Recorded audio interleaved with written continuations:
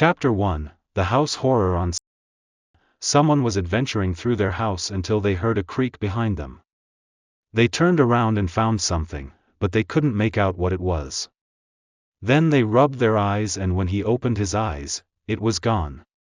He decided to go back to bed, but when he was almost asleep, he heard another creak at the door. He decided to care about sleep and go to bed anyway. He woke up at 5 o'clock in the morning and got ready for work. He got in his car, and before he left, he saw it. He still couldn't make out anything, so he decided to ignore it again. He got to his workplace at a restaurant and found it again. He was tired of seeing that thing. He went to ask the monster to get out of the restaurant. Once he touched him, he vanished. It was night again, and he started to pack and move to another house. But he was still wondering what that is, so he stayed a few nights. He figured out its weakness, so he decided to see if he could catch him tonight. He told himself that if he screwed up, he would die. He wanted to hopefully take a picture of the haunting ghost. He was staying up all night, waiting and waiting. It was 2:32 a.m. when he heard a noise. A few minutes later he saw it again. This time he led him into the trap. It was tangled in ropes. The man got a closer look at the thing. He took pictures and tested to see if it was dangerous. Then out of nowhere, an explosion happened, scaring the man. He ran into the house and grabbed everything and ran out. While he was driving, he saw the thing behind him. It was angrier than before, running faster. The man drove faster, but the faster he drove, the faster it ran. He tried to run over the thing, but once it was under the car, it tore through the metal. It came up out of the bottom of the car. The man jumped out the car window and kept the car going. The car crashed into a tree. Unfortunately it survived. The man ran to their neighbor's house and knocked. But the thing had other plans. Then it killed the man, and the neighbor saw. He was traumatized, but the neighbor had created the monster. He was a psychopath. He also found out that he could mutate the monster and people. So he just needed a way to do so. So, after careful consideration, he did it. He was going to mutate the city for what they did to them. He walked out and found the monster at the door, and quickly, he stuck it. It started twitching and morphing into something greater. He saw it and immediately went to the city to try his shot.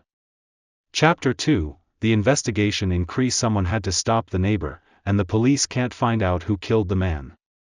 Then a woman decided to figure out this mystery. Her name was Amanda Coltas, and she started investigating the surrounding area of the body. She found an axe stuck in a tree. She also spotted something and went to find out it was a squirrel. She decided to leave for the night, so she came back early in the morning and started with the body. She didn't see a scratch on him, so she wondered, how did he die if there's no damage to the body? So, she found out that the monster that killed him with his mind. Then she heard something else, so she went to find out it was the monster going behind the house. She quietly went to the back of the house and she found broken metal.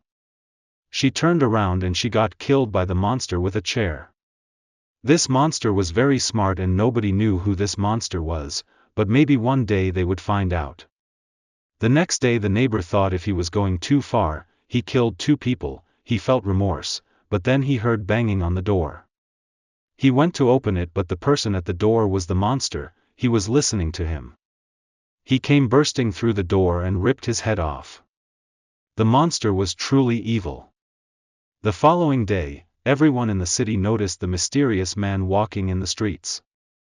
They didn't notice anything wrong. Someone bumped into the mysterious man and he died from the monster looking at him. Then everyone started to stare at the monster. One man ran away and looked back, and the monster was in front of him when he looked forward. When was this nightmare going to end? The monster nearly killed the man in one bite. The rest of the people started driving away and one of the cars bursted into metal bits and organs. It flew everywhere in the area. The man that ran away survived and ran as fast as he could. The monster was not human and that man was the only one to survive. But wait, what happened to the woman? She had to have survived if that man survived a bite. She was running toward the city to warn everyone, but the time she got there, everyone was dead. She decided to figure out what this thing was, and while the man was still running, the man and the woman found each other. The man was a good friend of the woman, they graduated together. They both went inside and tried to figure out how this thing was created. They figured out that it wasn't a person in a costume, it was actually a black figure. No one knows what this is, but they knew what they were dealing with. The woman thought that if they started a fire, the creature would get closer, and they could catch it. They tried the plan, and they caught the monster, then the monster broke out. The two friends ran as fast as they could. They went to hide. While they were hiding, they thought of another plan to catch it. Then they got an idea, and surely this would work, they thought. This time, they put down tar on the driveway with a squirrel in the tar. Their plan was to lure the monster to the tar to trap him. Since the tar was a bit stronger than rope, they thought this was going to work 100%. They waited until the monster came for the squirrel and they trapped it. It didn't know who trapped him, which was a bonus. The next day came while they were waiting for the monster to come. They started to investigate the monster. They don't know what species this monster is. They learned its weakness, light, that's why the monster only came out at night. The monster is afraid of sunlight. This was a big breakthrough for them, all they had to do was bring him out to light. They would try the idea tomorrow, but overnight, the monster escaped. They woke up to find out that the monster was far away. Since it is daylight, the monster is hiding, the woman said. They started their search in the city. The monster was nowhere to be found in the city. They went to a town nearby to ask some people if they saw the monster. Then once they got to the town, it was destroyed by the monster. They wanted to find out what happened in between the attacks. They found that the monster doesn't use its mind to kill. They also found out that it uses a weapon, an axe, instead of its hands. They went to start on their new project to kill the monster. They started by trying to take the weapon. They set it up so that something would fall, catching it off guard. They would then try to steal the axe. They would try it, but the problem is that they would have to wait. Then at night time, they heard the monster coming. But would their plan work? The monster went straight into the trap, then the heavy object fell. The plan worked, the monster started to chase them. The next few minutes were terrifying, as the monster continued to run. Chapter 3, Universe Protection System. The two got tired and hid from the monster as it increased in size, and were more scary than ever. They ran back to the lab unnoticed and they quickly did research on the monster some more. Becomes big once angered, can't escape. They were never seen again.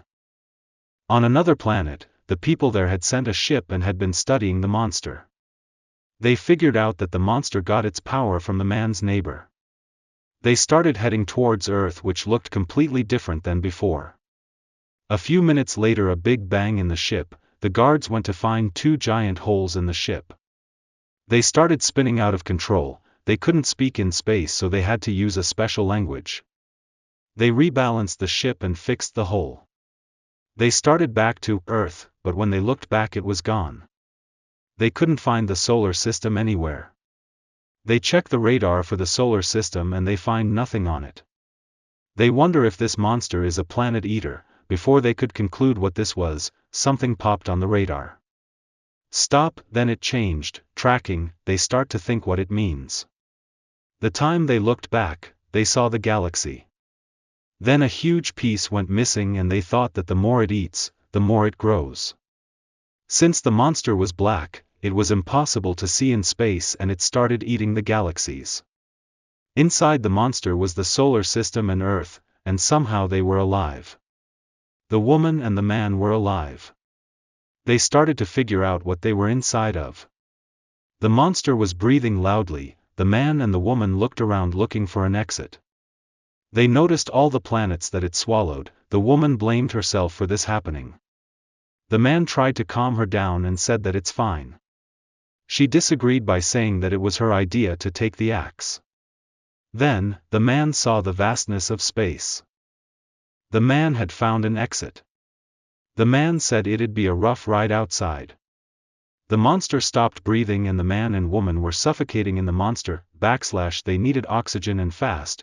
They went to a dive bell nearby and grabbed an oxygen tank.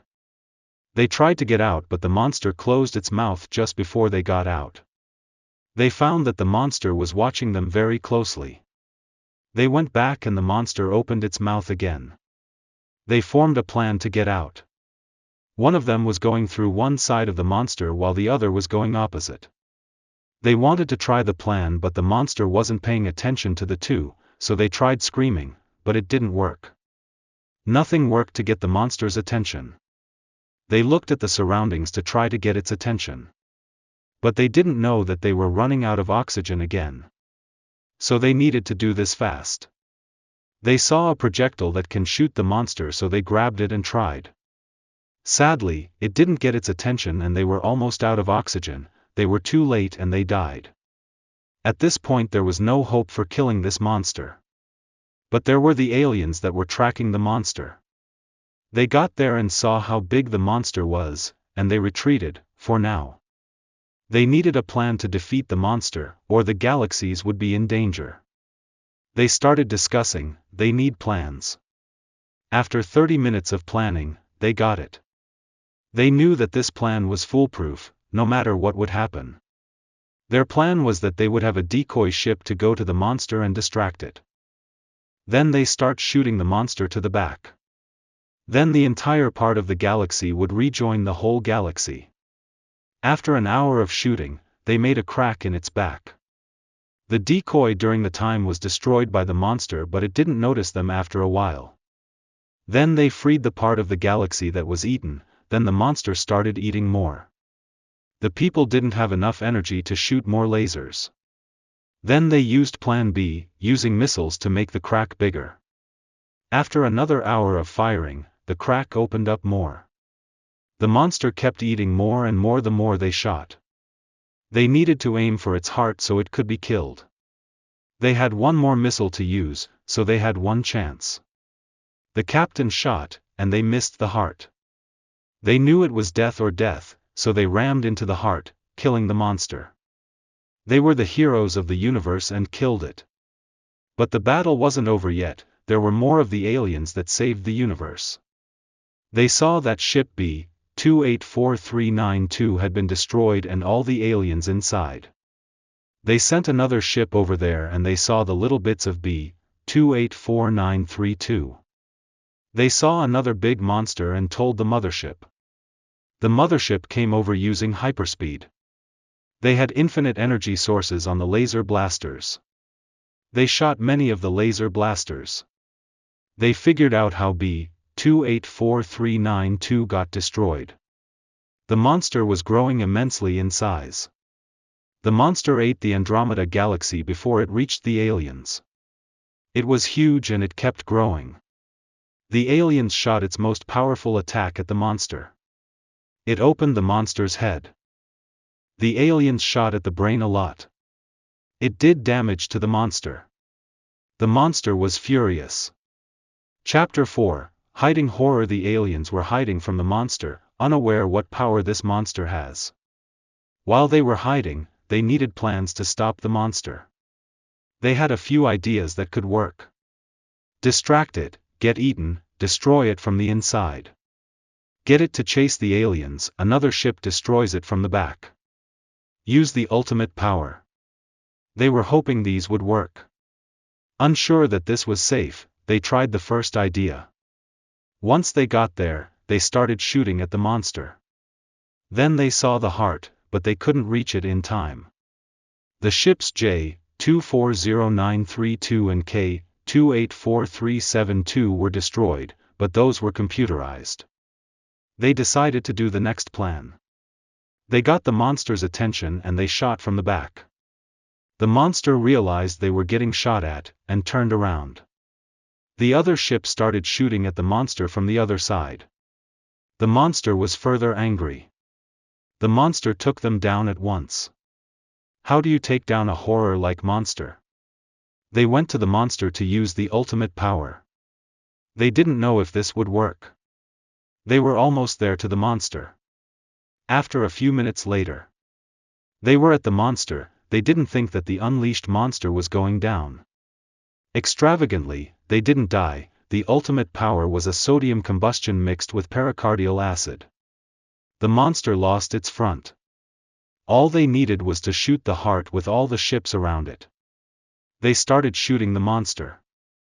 The monster was hitting their ships. The monster was impossible to beat. Then, the monster killed them and it was indestructible. Nobody and nothing could stop it. This was the biggest threat to the universe. If nobody could stop it, multiverses would die. But before the neighbor got killed, he put a special button inside his pocket to make the second monster die. The universe had a chance to live. Someone had to press the button, but what? The aliens were still alive, so all they had to do was press it. That wouldn't be too hard until the fact that Cybertron was inside the monster still. They would start with trying to approach it first. Chapter 5, The Big Problems. They start their journey toward the monster mostly in the Andromeda Galaxy. They got its full attention and they angered the monster. They needed the right moment to attack because they had one shot. They took it and weakened the monster. They went inside and found the correct house, and they checked it top to bottom. They didn't find the button and the neighbor still had it in his pocket. They soon found it and they got out of the house and the monster. Once they did, they blew the second monster and found peace again. There were more monsters coming, and everyone knew nothing. Then a month passes after that happened. One of the monsters had come up on the radar and they didn't know what to expect. It took the monster 7 minutes to get through the defenses and they were scared. So they fought back as well as they could. There was a lot going on in the universe. But when the monster got killed, it took a chunk of the universe out and so did the other one. When the aliens were fighting back the intruding monster, the universe was falling apart. The aliens didn't know that the universe was falling. They were still fighting the other monster. When they finished, they realized that stars were moving towards the aliens. That's when they saw the collapsing of the universe. They got hit in the first engine and they were losing control. Then the third, the second, the fourth. They couldn't move at all and were floating through space. Hope was not all gone though, because they had other ships and they pushed the ship back to where it was. They went back to their planet to get it fixed and the engines working. After a week they finished one engine because the ship was huge. They barely had any time before the end of the universe was near. It was going faster, so they had to work harder. The end of the universe was close, so they put everyone in the ship and they abandoned their planet. They were lucky that time, but it's not going to be all the time. They went to the edge of the universe and stopped completely to save energy.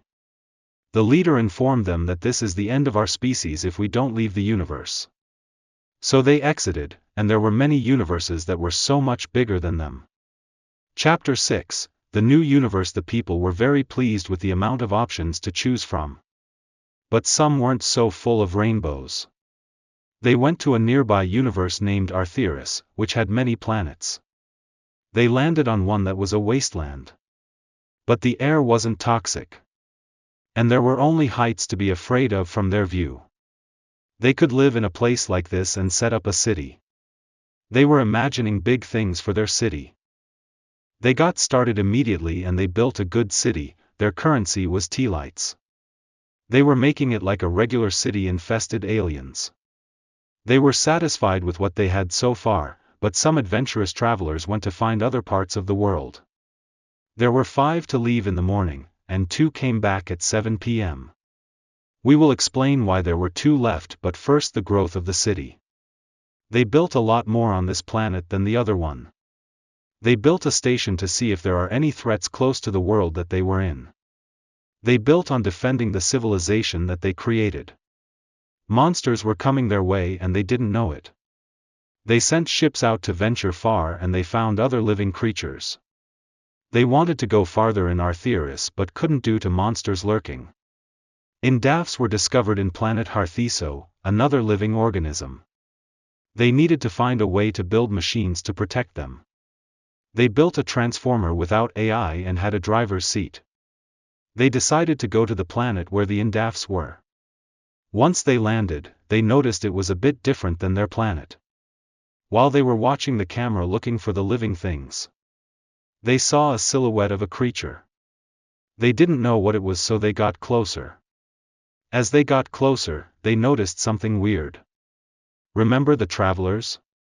This is where most died. They didn't know what they got themselves into. As they got closer, the creature transformed into a monster. They left it alone and they went back to their planet. Then they saw the travelers again, but something was different about them. They seemed like zombies and pale. They didn't want them going inside without seeing what they looked like. They hadn't seen this before and were very concerned about what could happen. The travelers started bursting through the door and the people were scared. They made a crack in the wall, then started opening it through the crack. They started attacking the travelers and they were almost out of amoxicillin, their ammunition. They get some nanite acid for ammunition while some civilized people get more. Amoxicillin is able to be harvested, the nanite acid was working until the gun jammed. They started trying to fix the gun before they got in. The gun started to work again, but a hat was in there. Put there by one of the travelers. They distracted the people and they got inside. The travelers started painfully morphing into one monster. They tore the civilization apart, everyone evacuated out of the city. All that was left was ruins. This universe isn't safe, the leader implied. We just got attacked by a monster, another person said. Chapter 7, Safety First. They needed their ship, but it got destroyed when the travelers destroyed it. They hoped it was reparable and could fly still after they repaired it. Unfortunately, one of the wings ripped apart and was unrepairable. Luck wasn't on their side here and everyone doesn't have shelter. They had to make another ship. They had the materials from the other one. 2 engineers made the ship within 2 weeks. This time they installed more weapons, laser slices, miniguns, and missiles. This time they were ready. They took all the soldiers and they went back to Harthiso. Everyone was on guard and ready to attack. They saw one of the Indaf species, and they started attacking them. It came out of the fog as a gnome-like creature, then transformed into a monster. They tried to fight back and one of their ships tore apart. They didn't expect this to happen. When the people tried to leave, the Indaf tore some of the ship's midair. They got back to their planet and rebuilt their place. Then brought the ships to the mechanics and they fixed them. They needed defenses instead of offenses. So they added a one-way force field to it so they could have a chance. They went back to the planet and they found it waiting for them. Then a chat bubble appeared and said, "Please bring me 2 metallistic." Then scanned its face, then the bubble said, "Face authorization false." They left the planet and were confused on how to force it to be true. A week passes by and a person found that a machine can make 1,000 faces. So they tried the person's idea and it kept saying authorization was false. So they need a bigger idea and they figure that a person will try and pass it. One of them tried and they got vaporized. So they need a thing that has authorization to their place. So there was 2 ways: spend years trying to find the right face. Spend months looking for a person that has authorization in the universe. They went with the second option for time. They started searching throughout the universe they were in. After 3 months, someone found footprints and decided to follow them. They found a base and a human man sitting there. They called the ship and told them to land quietly. They touched him and the man pulled out a knife. All of them backed away and the man put it up to a person's neck in a blink of an eye. The leader said, "We mean no harm to humans." They asked if he had authority to the Indafs. He said, "I do, but these are very dangerous creatures beyond you aliens." They said, "We are willing to risk our lives to help these people." So the person followed them to the planet. The thing was there and scanned its face. It said, "Face authorization true. Welcome, Jacksino." It moved and they could pass through. On the other side of the planet there was a portal, but couldn't get to it by ship. They started looking for the portal on the planet. They had been there days and found nothing, until a person, an alien, found a glowing rock. They picked it up and a portal started to form out of it. They called the others over to their location. The others came and saw the portal. One of them stepped through the portal and disappeared. They started to go through the portal and found a dimension. There were many different creatures in the dimension. There was life everywhere, it was beautiful. But not everything was all good, there was a thing that overwatched them. They saw it, they were frozen in fear. One person went forward and started to examine the world around them. He saw that it was vulnerable, weak. They had access to the world, so they brought ships through the portal. They got resources from that dimension. They went back to their planet, and the defenses worked.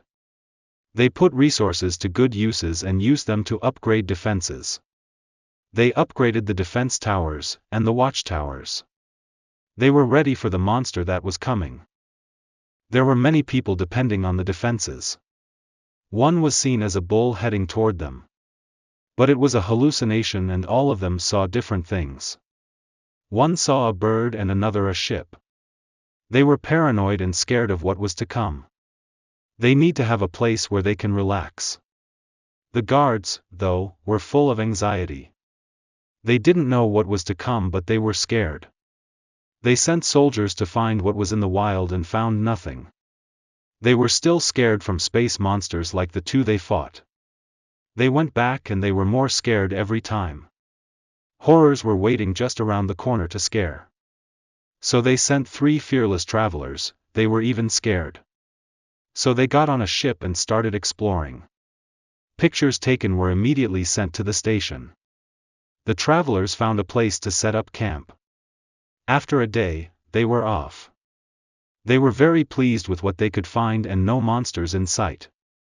They are truly fearless travelers. Chapter 8, Monster Mayhem. But monsters were coming from hiding places. The monsters noticed the people, they are going to be extinct.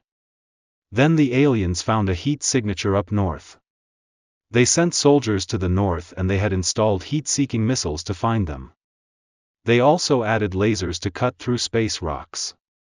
But that was a mistake. They started their search and found one trying to attack them. They defeated it rather quickly, but an army is something different. They didn't know what would be coming. They thought they would be safe from monsters. How this story shifted, the monster from the neighbor was still here. They didn't know anything about this universe. Monsters were coming up all over the radar and they didn't notice. Thus the universe isn't safe in any way possible. It's dangerous, really, really dangerous. Monsters were coming to the planet they lived on. They are in grave danger, if the monsters reach their planet, they're done.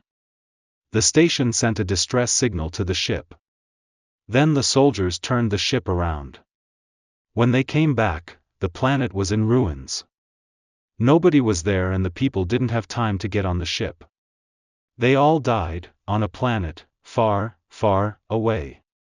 Until they realized that they did research on a life rock in the other dimension.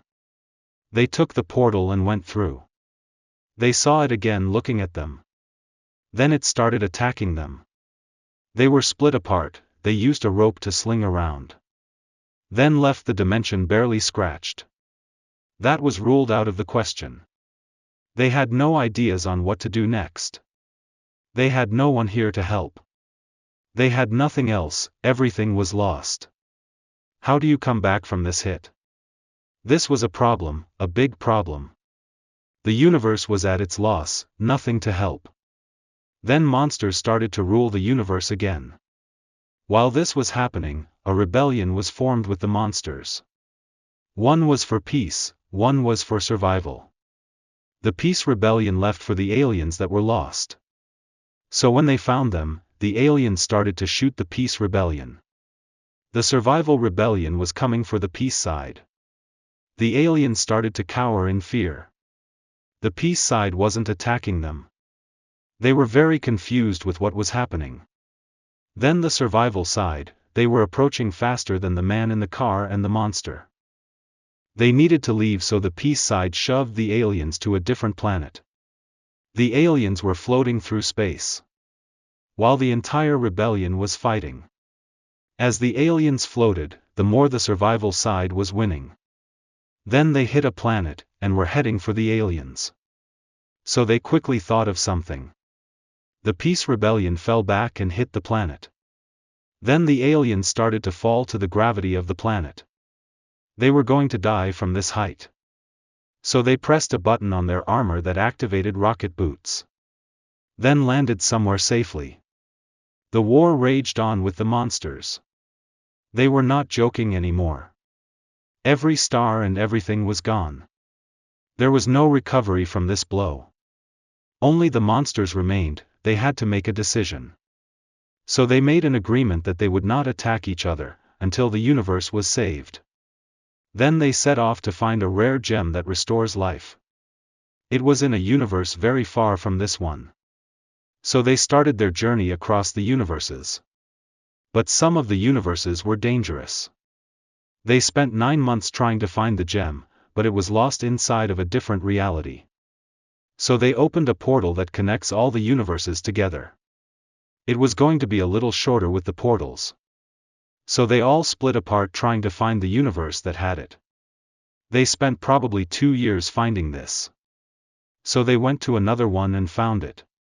They called their teammates. The leader placed his hand on the gem. Then vanished from the air. There was a loophole in time, so if they touch it, they die.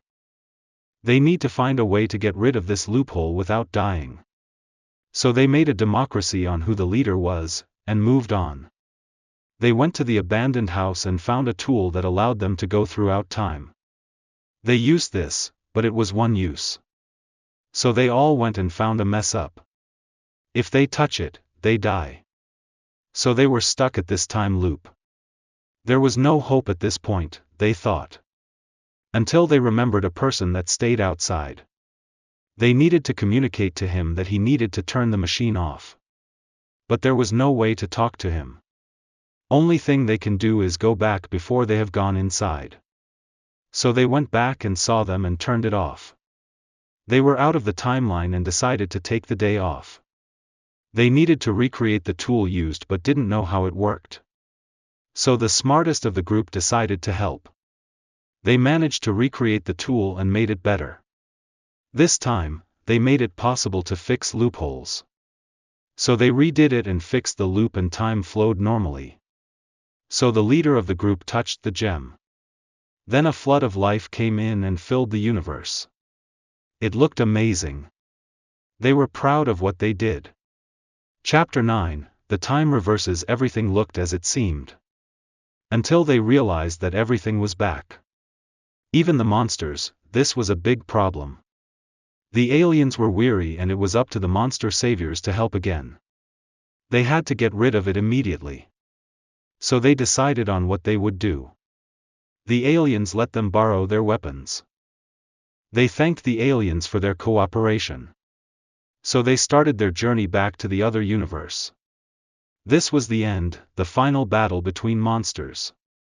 Once they got there, they noticed the monster and started attacking it from a distance. This one was not going to be easy. So the monster attacked and eliminated some of the group.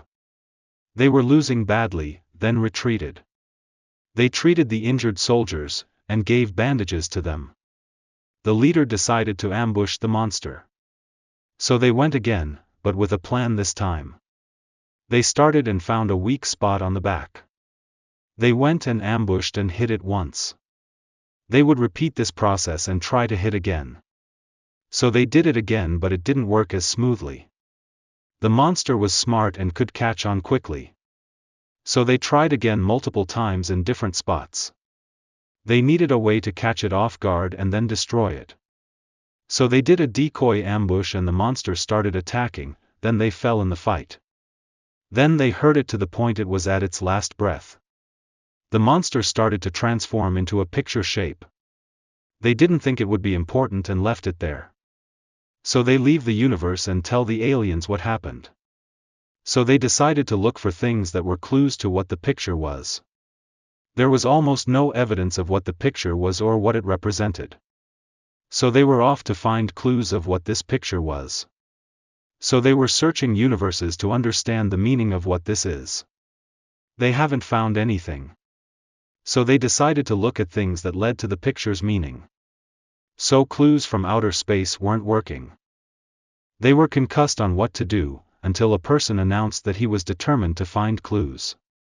Then found himself needing a team to help him.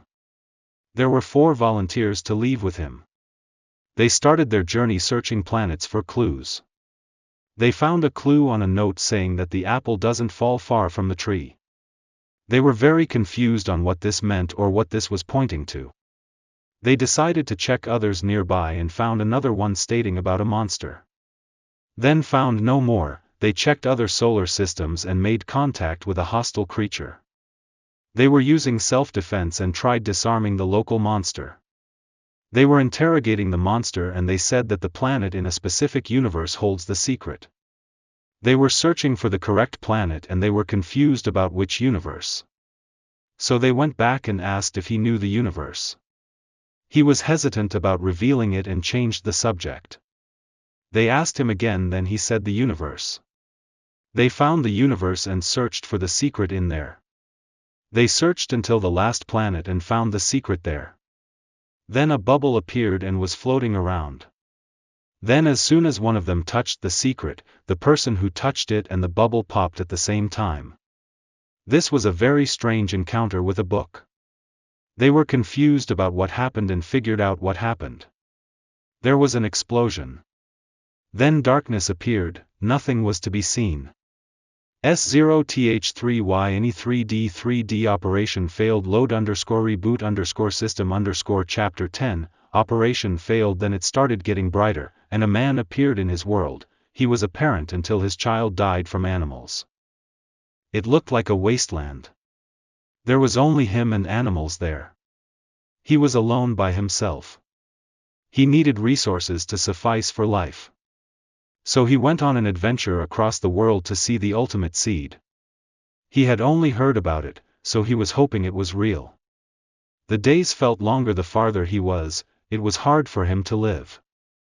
Every time he achieved something, he felt the same. There were many challenges on the way back. There was a glitch in his reality. Many and many days passed on, so they decided to set camp for the night. They were tired from walking forever. They needed a way to be more efficient and fast. If they didn't, then they would die from walking.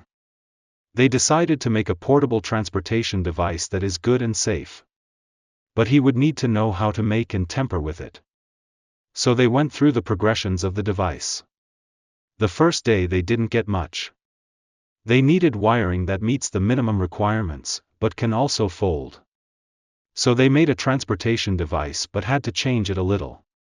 This took months for them to do. They wouldn't be able to reach it in time before something gets it. So they needed to do this as fast as they could. So they started writing on the portable device. They spent a lot of time figuring out where to go from where he is. They were very weary and tired from staying up. So he needed a place to sleep again.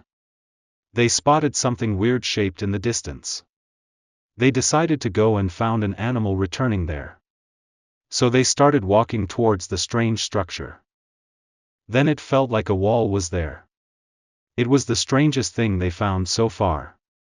Then they found that the wall was gone. They needed to come back to this after the ultimate seed. They were very tired and slept the following night. They woke up early. He was ready for the journey ahead of him. He started going. He spotted a temple-shaped house. So they began walking inside. They were scared of what will happen and in the future. They grabbed the seed in quick succession and ran out. These moments were life-threatening. He was running while a creature started running at him. He was running as fast as he could and was very, very scared, horrified even. He got out alive somehow and was making his way back to the city. He was relieved that he was alive. He decided to go to the city now that he has the seed.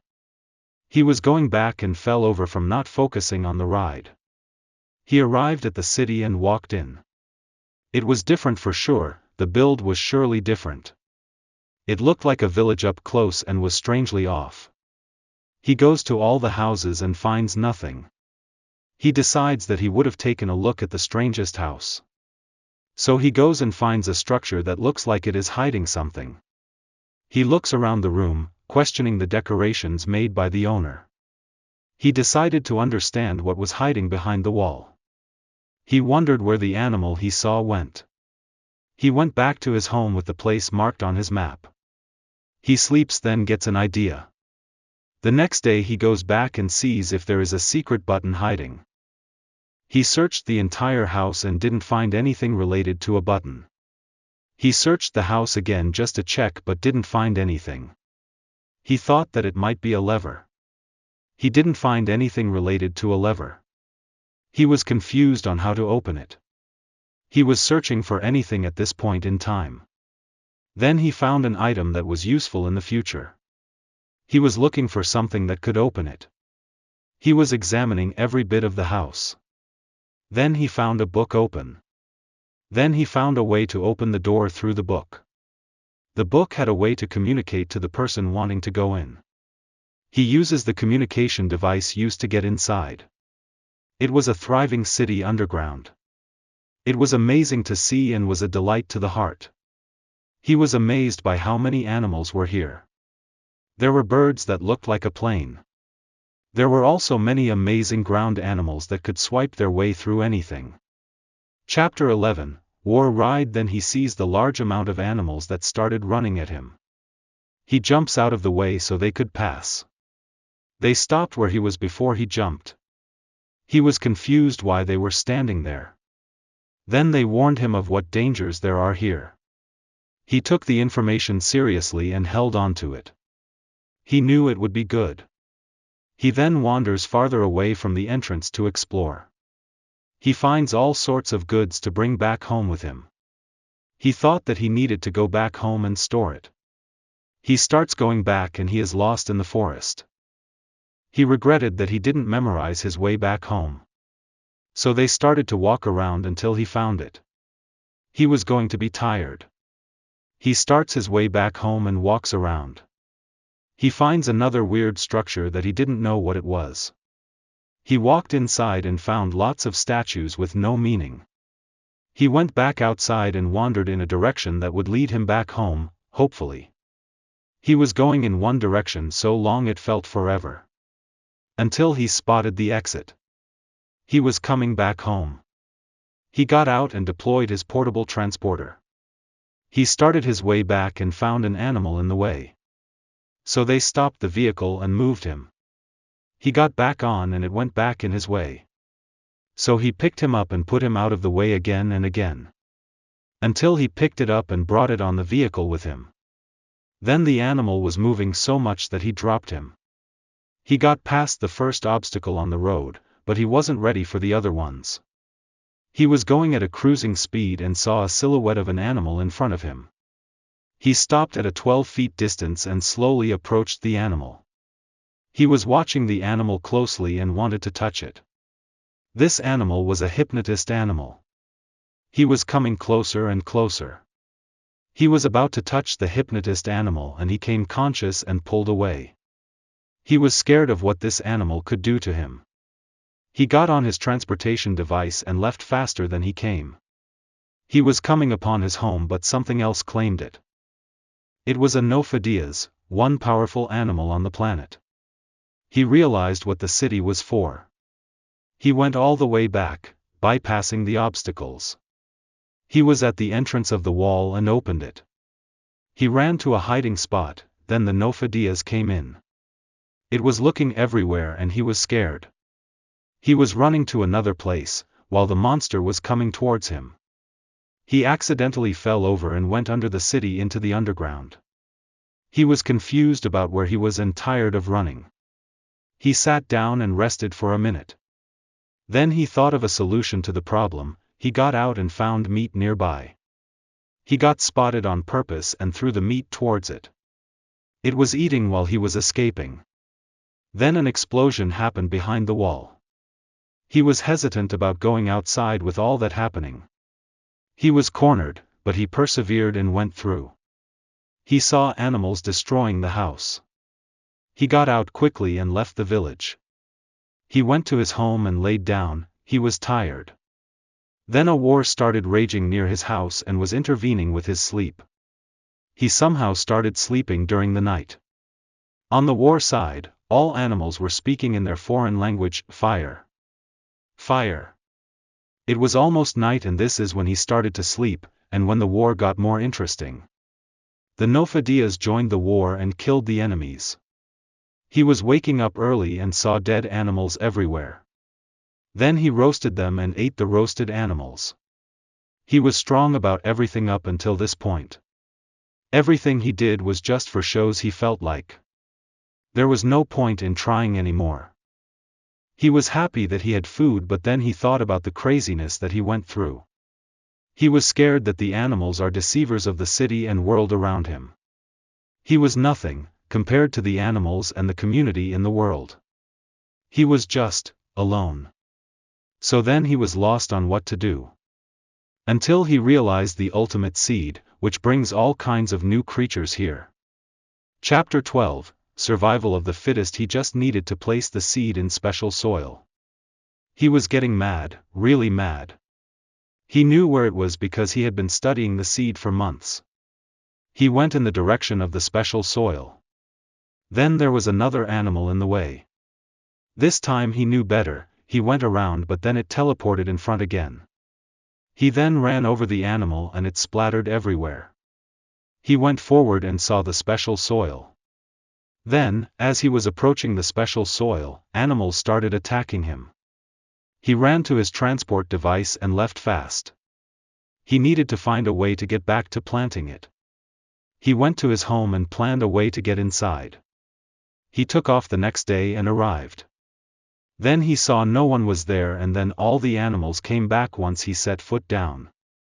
Then he noticed that they were watching people coming in. He formulated a new plan, which is he gets the animals' attention and moves really quickly to the special soil. He gets the animals' attention and tries to go over there. It didn't work, he got attacked and he retreated. He needed a plan that worked fast so he didn't get caught. He came up with a plan that is fast and simple. Go to a specific part of the land, make a shadow of a person, then get their attention and slip in. He was able to pass and plant the seed. It sprouted and made special apples that restore life. Then the animals charged at him and he grabbed a few apples. He ran all the way home, tired. He sat down and rested. He took an apple and ate it. Once he bit down, he was his true form, a dragon. He flew so evilly that all the animals saw him. He saw everything that was in that world. There was only one thing left, he monetized the world. But he had evil plans and plots. This is what happened, after the dying of two universes. But someone was willing to defeat this monster to save this timeline. The person was a woman and she was an important part of the story. She was going to be the hero, at least, she thought she was. She decided to make a plan to even try to do damage. She studied the subject of dark magic and practiced. She found a spell that would allow a transformation to turn back. So with this knowledge, she set off to find the Harsky's staircase that would lead to the man. So then, after months of searching for the staircase, she couldn't find it. Until there were hundreds of animals that were behind her, waiting to follow to victory. The evil man or man saw this and thought he would do this personally. She saw the evil man and started pushing the pedal as hard as she could. All the animals were following at the same speed and kept up. She needed to find the stairs and fast, so she used a tracker she invented. It tracks where the stairs are so she can find them. She started using the tracker, but then she realized that it doesn't track at high speeds. So she had to slow down for it to start. But she couldn't do it because she was being chased. She decided to dive down close to the ground, throwing the evil man off. She slowed down so it could start tracking the stairs. She starts picking up speed, but the tracker starts to mess up again. So she slowed down again. The animals were also tired and weary. The evil man came to the ground and they started going again, but some died during the run, leaving the woman and some animals. She started going faster and faster, but the animals couldn't keep up. The evil man then started to go back up, leaving the woman alone again. She started to grieve over everything she experienced and gave up. Until a voice came and said, "Get up if you want to save the world." She waited and processed and got up in a confident suit. She got on the device and started going toward the staircase. As she was approaching, she saw the evil man forming a dark storm, destroying parts of the world. She saw this and had fear of the man. So she pushed forward and found the staircase. She gets off and walks closer to the stairs. As she was walking there, she noticed that there were no more sounds from the man. She turned around and saw the man behind her, so she started running as fast as she could up the stairs. The man couldn't get through the entrance door, so she had time to rest. Chapter 13, The Unexplored Dimension. Once she got up, she noticed that the stairs were gone. She started looking around trying to figure out where she was. So then she started walking around and found weird structures all over the place. Then she found a staircase going up, so then she went up and saw the structures forming a message. She couldn't find what it meant or what it spelled. So she explored more from the point of view. She saw a different structure and was confused why there were so many different messages. She decided to go down and try to find out what these structures were or meant. So she started camp and tried to do research on the subject she was in. She spent months trying to figure out this mystery. Then after 6 months of research, she came across a sacred message from the first person in this dimension. She could read the message that was spelt. It said, "This place is unspeakably hard to get out of. If anyone's reading this, good luck." She didn't know how to feel at the moment, but scared took over. She took another look at her surroundings, knowing she was terrified. She couldn't hide, run, or anything. So she sat scared and alone. She couldn't stop or do anything about the evil man. She saw a nonentity in the distance, but of course she didn't know, she was too scared to notice. So she started walking forward and tried to continue to make out what it was. She stopped for a moment. She thought, "This is dangerous, why am I doing this?" She started backing away, but it was getting closer. As it was getting closer, she stared at the nonentity. She couldn't move, she was paralyzed by the monster's gaze. As it was getting closer again, she had lost hope. So she sang a song she remembered from her mother. "Mother, she loves you, she always loved you once she dies, she overlooks you, as you succeed The monster stopped, then came out into the light. It was tearing, because she was her mother. She became unparalyzed and gave her the biggest hug ever. She said, "Is it you?" She said, "Yes." She was confused with her mother. Then she wondered how long it's been since she last saw her. Then a sound came from the north. She turned around and saw banging on the place where she came to this dimension. It was like something was banging on it to get inside. She was really confused now. She asked who she was and she said, "I am your mom." Then even more banging was happening. She then remembered the evil man that was trying to attack her. She told her mother this and she brought her to her home. She said this place was undetectable under any map or tracker. So they were safe from the evil man for now. It was overwhelming her. She was tired because of the rest she hadn't taken in weeks. Her mother decides to put her in her bed, until night. She goes out to find food, as a hunter does. So when she got back, she woke up and was warmed by her mom's friendly approach. Her mother said dinner's ready. She had a nice dinner with her and she started a conversation with her and told her how they broke apart. "I remember when I last saw you, you were a 10-year-old girl. Your dad died before he saw you. I was scared of what could hurt you and went hunting. Then when I returned, you were teleported to a different dimension. This is your home dimension. She was starting to remember her seeing a portal and being sucked through. She was 23 when she found her mother. Being separated for 13 years and meeting again looked like a miracle. All she could think about was meeting her mom after a long time. She then snapped back to reality, realizing that the evil man was on his way to their house. She told her about her thoughts and she looked out the window to find a dragon coming their way. They were scared and needed a way to fight back from the evil man. Then she remembered a critical thought that she studied: every dragon's weak spot is the stomach. She told this piece of information and told her mom. The mom got an idea to use one of her weapons she uses during hunting to hit the weak spot. So they got it and the dragon was boosting forward to them. At the last tenth of a second, it stopped, leaving the two not phased. They were standing strong and were standing in the presence of something 32 times bigger. They started attacking the evil man and he brought a fight with him. Chapter 14, The Unforeseen Battle. The mom uses her staff to give her daughter a boost to hit the man. But the man deflected the attack and launched her back. The daughter stood there, with fear in her eyes. All they needed to do was find a way to outsmart or get out of his vision. To a regular person, something 32 times your size and trying to get out of its vision, that's hard to do. But they are trained to survive.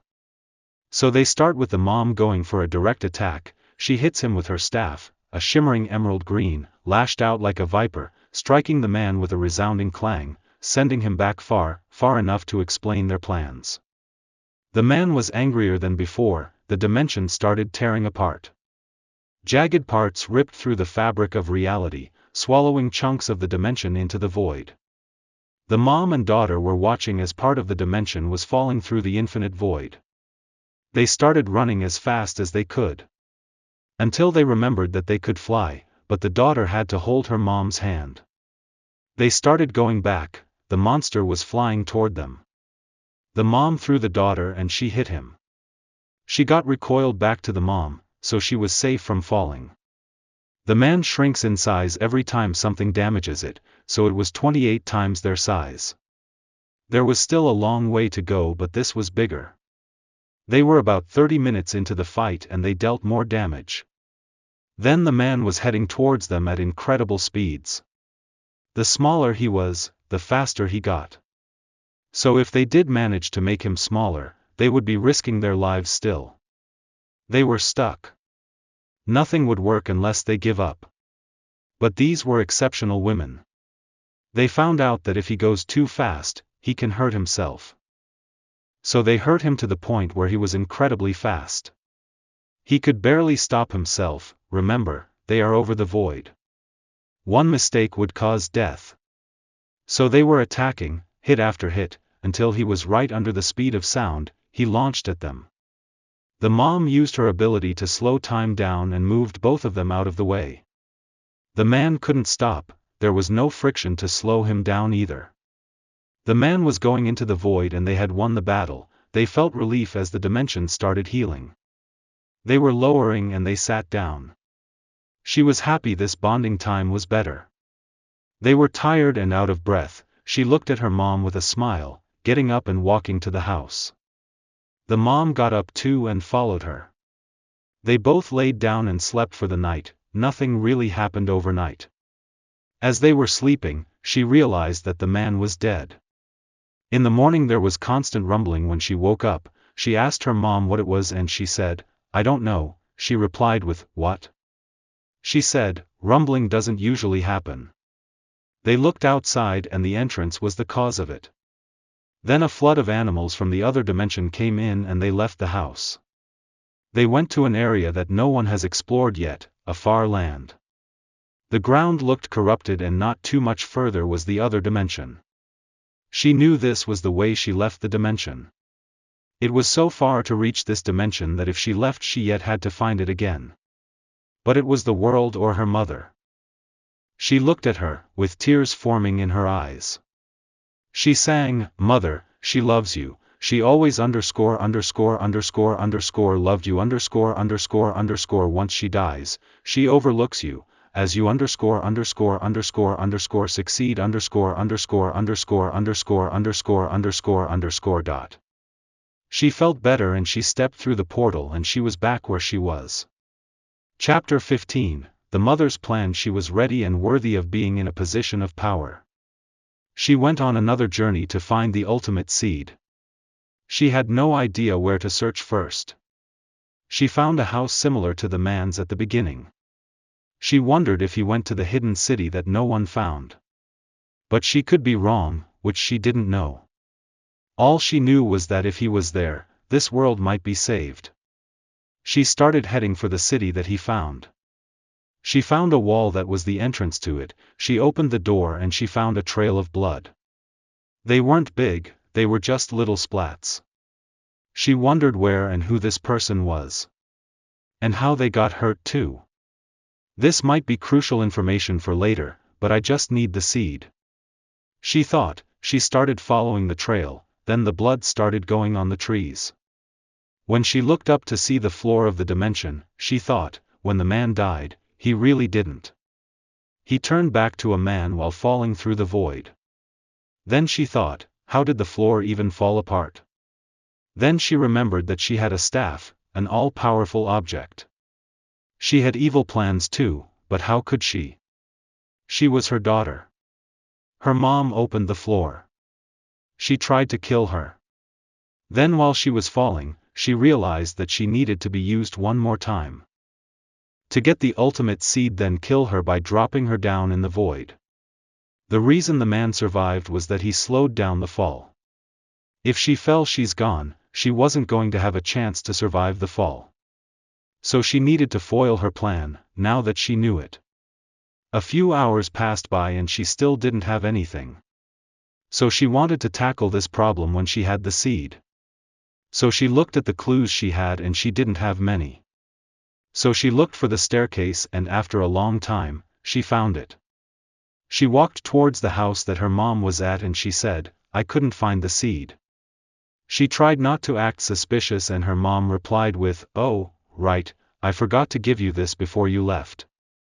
It was a tracker for the seed. The mom was ready for this to happen.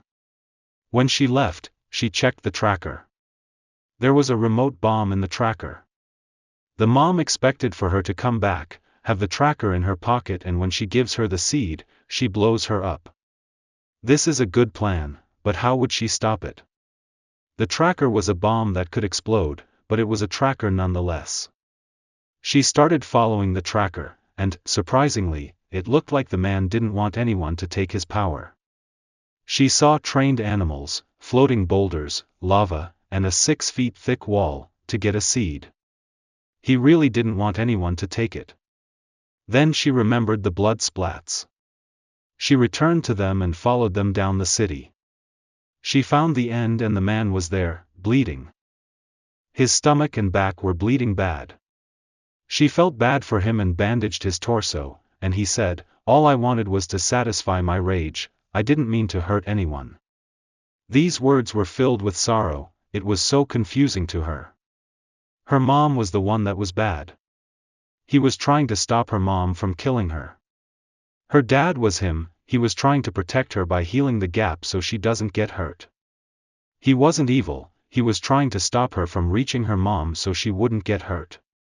It was starting to make sense to her. Then after thinking for a bit, she told him the plan she had. After explaining the plan to him, he gave the place where the seed was. She followed where he said and to look out for. Luckily she wouldn't have to go through the course. He made a special pathway for people who he gave permission to. She went through and a ladder was at the end. She went over and checked if it was sturdy. Because there was a bottom layer that goes really deep. She didn't want to fall to her death. After double-checking, she went up and saw the seed. She used the steps to go up and it was within her grasp. She took it and retreated down the steps and made her way to the ladder. As she was going down the ladder, she dropped the seed down into the deep part of the ladder. She was hurrying down the ladder because she didn't know what was down there. She got all the way down and it looked like someone lived here, but it wasn't greatly cleaned. She found the seed on the floor and she went over to pick it up, then a hatch closed, and it was darker, the entrance was blocked. She found a torch in the darkness and she lit it by colliding the torch with the ground to light it. She looked around for ways that she could get out. But she couldn't find anything until she found a skeleton. People did live there.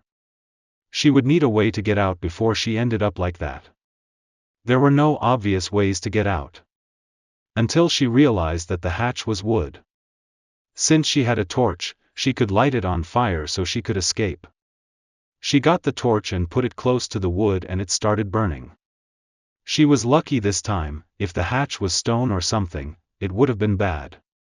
Chapter 16. The tough truth. Death was in her mother's palms. Once she brought the item back she would die. She was scared even with her dad. She was not proud of everything she did for her mom.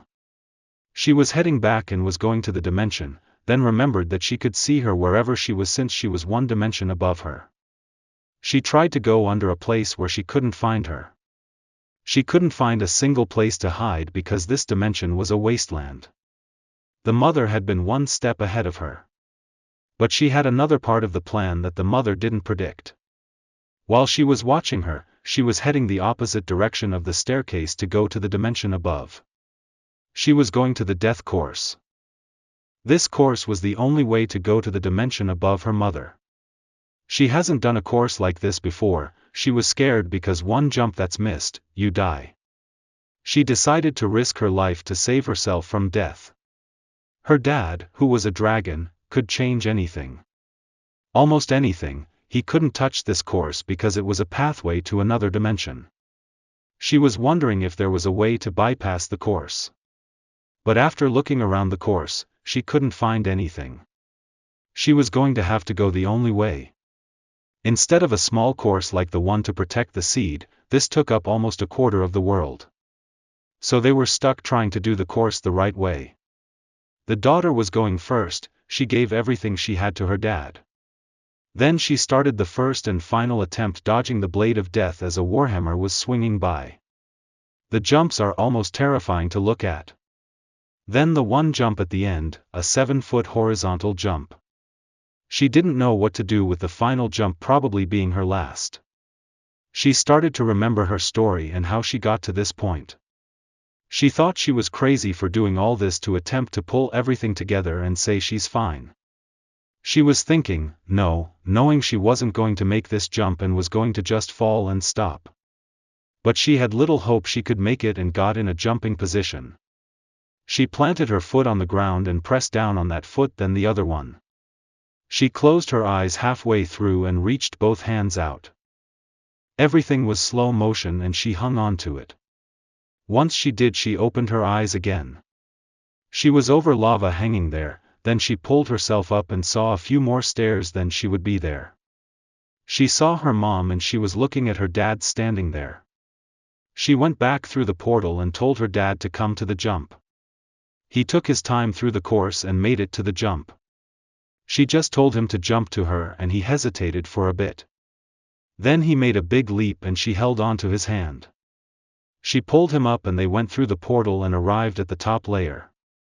They both looked down and saw her mom. They watched as they left from her sight. She looked down the dimension expecting for her to come there. They found a portal that led to the dimension below and went through the portal. They could return to the top whenever they wanted to, but they needed to ruin her plan. She knew the tracker had a bomb already, and she had the remote, the key to their master plan.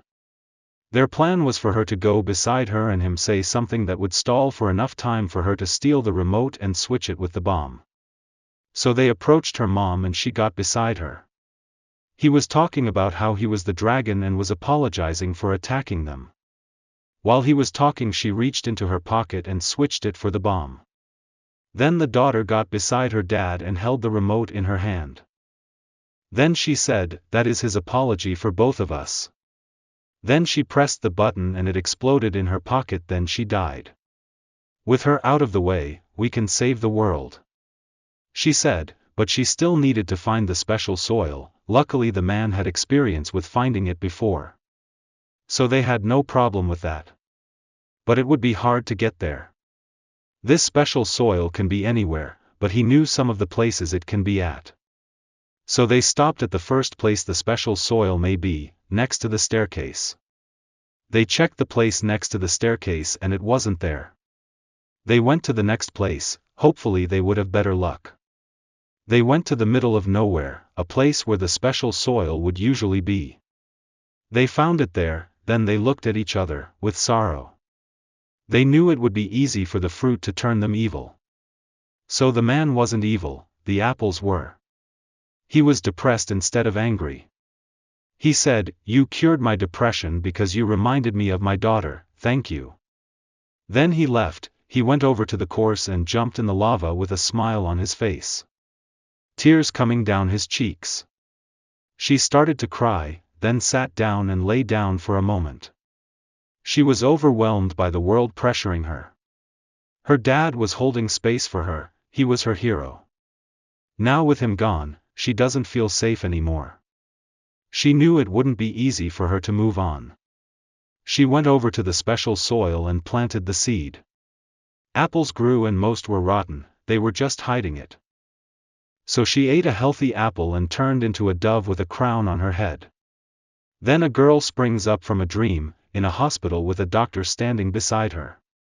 The doctor said, "You woke up from a coma, I'm surprised you lived through that nightmare."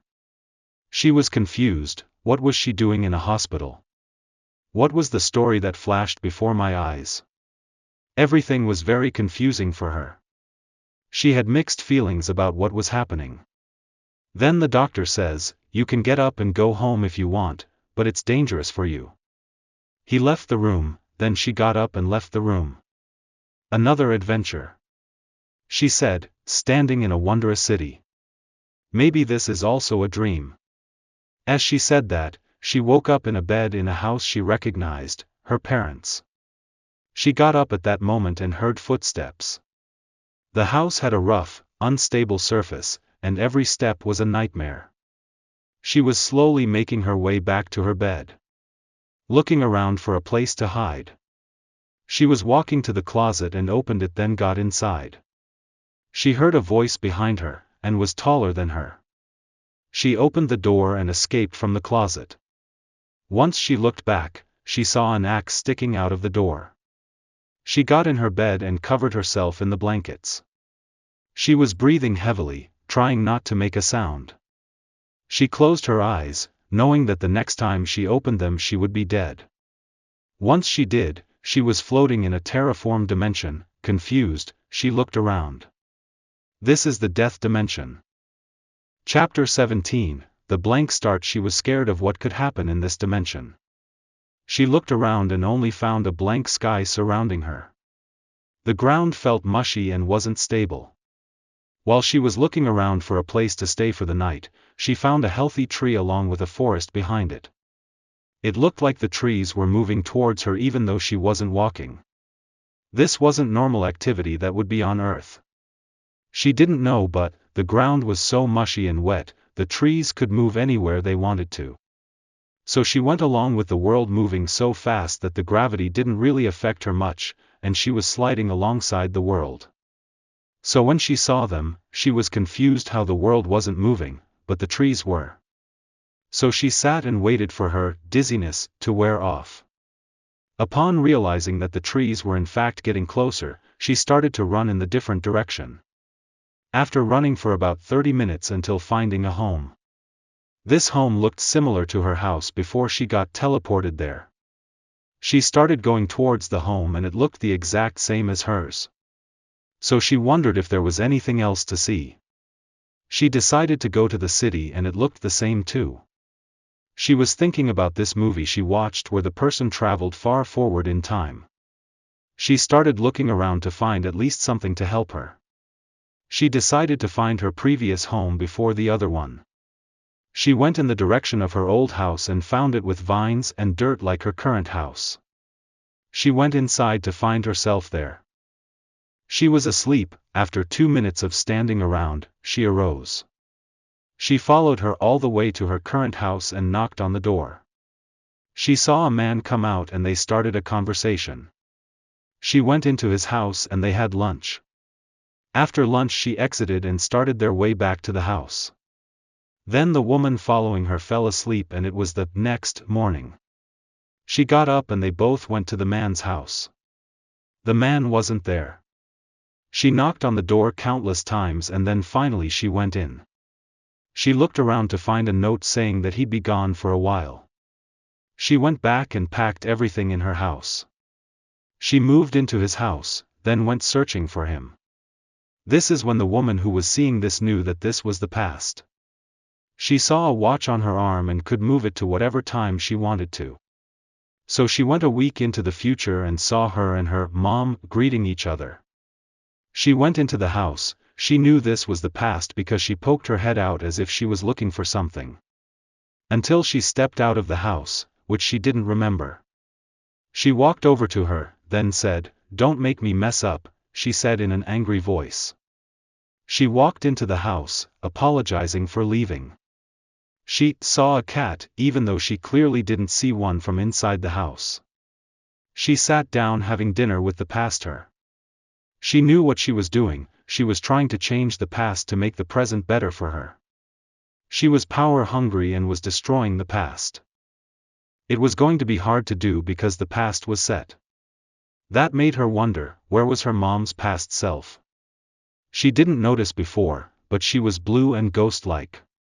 But she was normal, giving a sign that she predicted where she was. This was interesting because she basically picked an area that was random, and predicted that it would be the future talking. She decided to go back to the present time to figure out how she did that. Then she remembered the trees that were moving when she went back in time. She ran back to the area, to see that the trees were bigger than last time. She decided to run in the direction of the trees to see how big they are. She ran for hours. She sat down after running so much to drink her water. Then she realized that she left it at home. Then a wave of dread flowed over her. She laid down to sleep for a bit. Then when she woke up, she was greeted with insanely big trees. One leaf was as big as her current house. Her house was 5 times bigger than her, and the leaf is bigger. She started to run as fast as she could to her house. She was really tired, but that wouldn't matter if she died. So she ran almost as fast as the trees. Then she tripped and rolled a few yards before stopping. She gave up because she could barely breathe. So she flopped over on her side, waiting for something to happen. But nothing did. She got up, with her breath restored, and saw the trees gone. Her heart sank and she walked for an entire day to go back. Once she did, she got a huge drink of water and she laid in her bed. What a day, right? She woke up in a white void again. She was too tired for this and sat down. She looked around and still saw nothing. She was thinking of home and being there right now. Then she closed her eyes, then reopened them. It was there.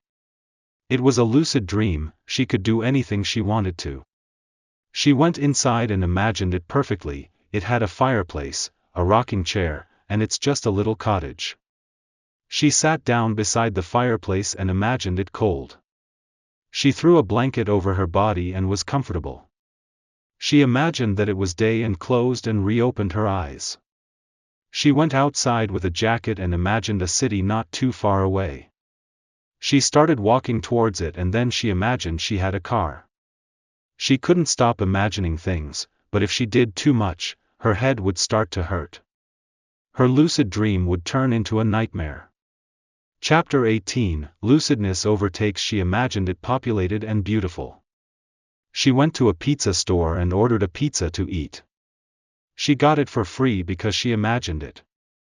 She went back to her cottage in her car. She didn't even know how to drive, so she made it hands-free. She went inside and sat it down on a table beside her seat. She liked the simplicity of this life.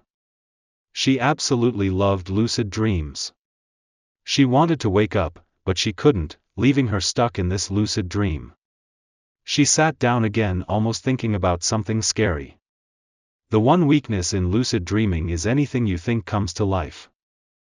So she needs to be careful with her thoughts. She tried going to sleep in her dream, because that's the most common way to get out of one. But even that didn't work. She tried imagining all sorts of things to help her get out of there. She placed a person down in front of her with the characteristics of herself, asleep. She tried yelling at herself to wake up, but that didn't work either. She didn't know what to do at this point. It was cool, but she wanted to go back to the real world. She went back to the cottage and sat down. She thought about all the things that she could do to wake up. Then she spotted a random person who she didn't imagine. She asked, "Who are you?" He responded with, "I am your consciousness," and said nothing else. She was a tiny bit scared because this person snuck into her dreams. She approached him and he was only a black figure. Even when she shined a light in his face. She questioned him by asking tons of different things, like how he got here, and a couple of others. She was really confused how he knew a lot about her too. She started to walk back to the cottage but heard a strange noise coming from him. She started running towards the entrance and he sounded like he was getting closer. She opened the door and closed it immediately. She stopped hearing the noise when she closed the door. She went to her chair next to the fireplace and covered herself in the blankets. The man was banging on the door really loudly and was hurting her ears. She wasn't even awake and she was getting chased. Self-awareness got to her and she remembered this was a lucid dream. She just needed to imagine the man not there, but that was kind of hard since she could barely hear her own thoughts. So she tried to imagine soundproof earmuffs so she could imagine things again. She tried so hard and she couldn't do it. She was so frustrated and she finally imagined them. She put them on and she imagined the man was gone. She pulled down the blankets and her heart sunk once again, and she was calm. She wondered why this was happening. She just wanted to live a normal life. She got up and tried something crazy. She would jump in the fire. She got up and got in position. She jumped in there and she woke up in her bed. She got out of bed and was smiling. She went outside to take a breath from that. She looked around and was happy to finally be free of that dream. She went to the secret forest and went to her old house. She was looking inside and saw everything that she had was in there. She was confused because she packed everything up. She knew this wasn't the right place. She was in another lucid dream. This was impossible because she did not remember going to sleep in the other lucid dream. She picked up the carpet and she flipped it on the other side. It was a different brand and wasn't her old one. She knew this was another person doing this and was fooling her by making multiple lucid dreams. Then she went to her house and she saw that her bed was a different color than normal. She went into her bed and she went to sleep again. She woke up and the bedsheet was another color and she went back to the old house. This time it was a different brand and was the correct one. She went back to her current house and she saw the bedsheet was the correct color too. But it was different when she woke up. So it was active during lucid dreams, fixing everything. She was interested in why it was doing this and why it was keeping her in lucid dreams all the time. She went ahead and imagined a laboratory where it can't watch her. She was testing multiple different ways to try and get out of it. She then tried one final attempt and then went to sleep inside of there. She didn't know this either, but it can control her lucid dreams. She woke up the next day to try again. She went outside to see if there were any other people in the lucid dream. She went to a building which she knows there's people in, but she just never been there before. She went into the building and saw many people. She noticed that everyone was looking at her. She walked up some stairs and went to the hotel. She asked for the key to a room and she paid for it. The lady looked at her like she was absolutely insane. That's because she was in the real world, but she had an overlay with her vision. She was running down the stairs and everyone was impressed because she was sleepwalking. She was going back to the testing area. She quickly figured out that this was the real world. Her eyes were closed but she could see through them. She was really confused because how did she know that there was a populated area of living people in a building? She didn't know it still, but this was another lucid dream and she just so happened to imagine a bunch of people and a building. So she tried one more time with a different strategy, and she did it, she got to the real world. Chapter 19, Pirates and Pollution. She felt so good to be back and not be in a lucid state. She finally had a break. After almost 5 months, she could rest. She probably drank a gallon of water that day. She was okay. She also spotted a book that looked like a chapter book. Since she had nothing else to do, she started to read it. Then she remembered her mother who she left. She went back to the place where she met her. She didn't see her. She looked in the house where they had dinner. She didn't see her. She was really confused because she's usually there. She went back to the higher dimension. She wasn't there either. She saw another button on the watch that did something else. She pressed it and was sent to a place where it was dark, way different from where the lucid dream was, and it smelled weird there. She couldn't run, but she could swim. She swam over to a light source nearby, then turned around to see a whole sky above her. She flowed with the water current up and saw nothing but the ocean. She swam 4 hours trying to find land of some sort. She finally got bored and looked around again. Once she turned around, she found a big island. She tried to swim over as fast as she could. She touched the sand and relaxed for a bit. She turned around to see a lot of ships coming over to the island. She started running away because she didn't know if they were an enemy. She hid behind a rock and after a few seconds, they blew the horn. She kept quiet while hearing their conversation. She heard only a few words that were important. She then heard him say that this land shall be his. She was really scared. Then she heard him say to search the island. She nearly buried herself in the sand after hearing that. She was playing hide and seek with wild humans. She climbed to the top of a huge rock and found a hiding place. She started to feel hungry, so she stepped out of her hiding spot and dropped onto the boat.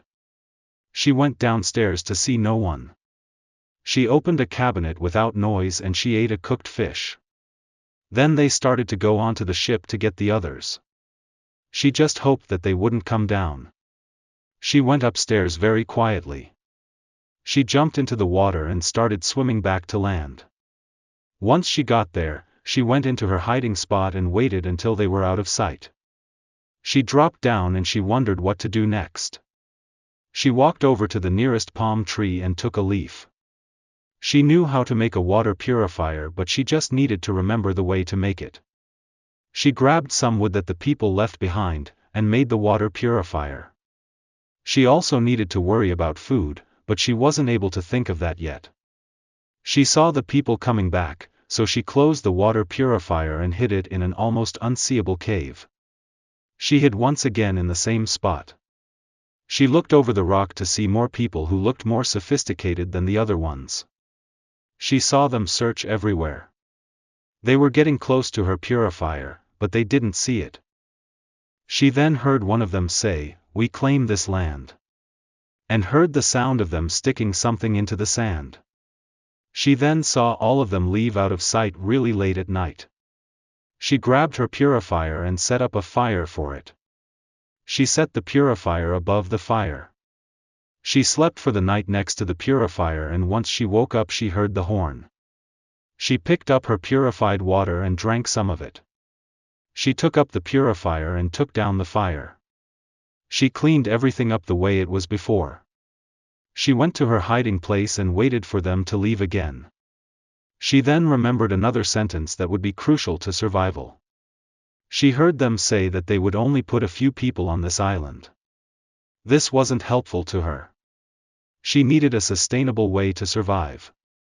She set up the water purifier and set the fire on top of the highest point. She watched as the people were building houses and furniture. She then heard noises coming from the right side of the island. She saw a giant head and it looked like they were hurting him. So to make him feel better, she started a conversation. She said for him to whisper or they're going to find him. He agreed and she asked him how they were hurting him. He replied that they're poking nails in him and it wasn't comfortable. He also said that if they keep doing this, then he could possibly die and all his life on the island would tremble. She got the fire and the purifier, then made drinkable water.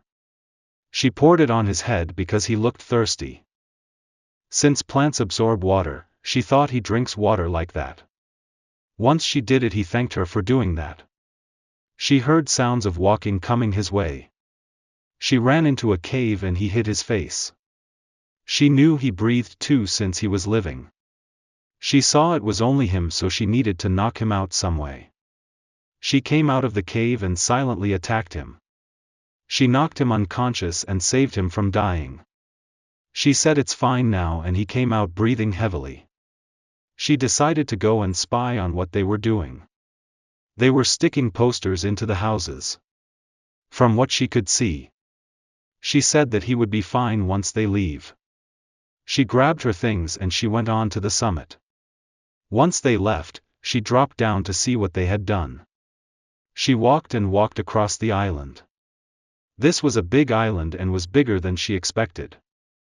On the other side of the mountain was a luscious forest.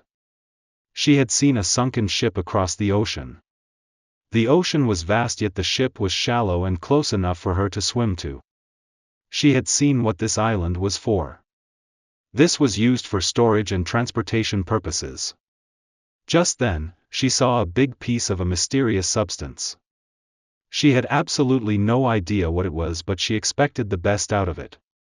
So she first brought it to an area that if it exploded, it wouldn't hurt him.